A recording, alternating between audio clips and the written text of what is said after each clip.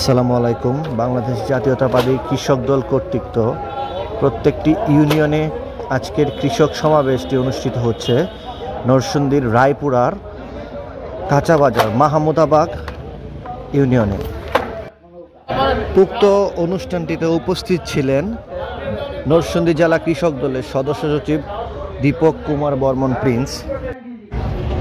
অনুষ্ঠানটিতে আরও উপস্থিত ছিলেন এস এম রফিক, সাবেক ছাত্রনেতা ও রায়পুরা উপজেলা কৃষক দল নেতা সহ মিলন, সবুজ, মাসুম, রুবেল সহ আরও অন্যান্য কৃষক দলের নেতৃবৃন্দ।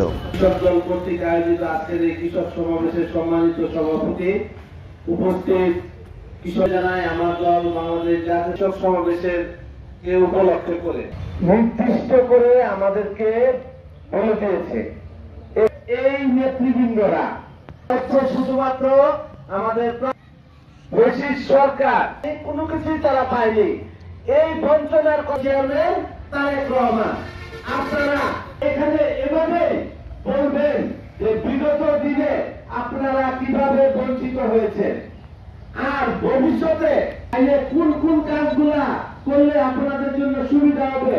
এই ধান ঘরে তুলবেন, ওই ধান তখন বিক্রি না করে প্রতি ইউনিয়নে শস্য ব্যাংক থাকবে, ওই ব্যাংকে দিয়ে আপনার ধানকে এইগুলি পাইছি না, এইগুলি দিতা থেকে গুলো করে দিছি দিয়ে কাপড় করছি আছে দোলতা নিরাম খানা আছে আলু ভাত গুলালু ভাত খায় মানুষ মানি না মিলেছেন না আলাদা কোনো ধরা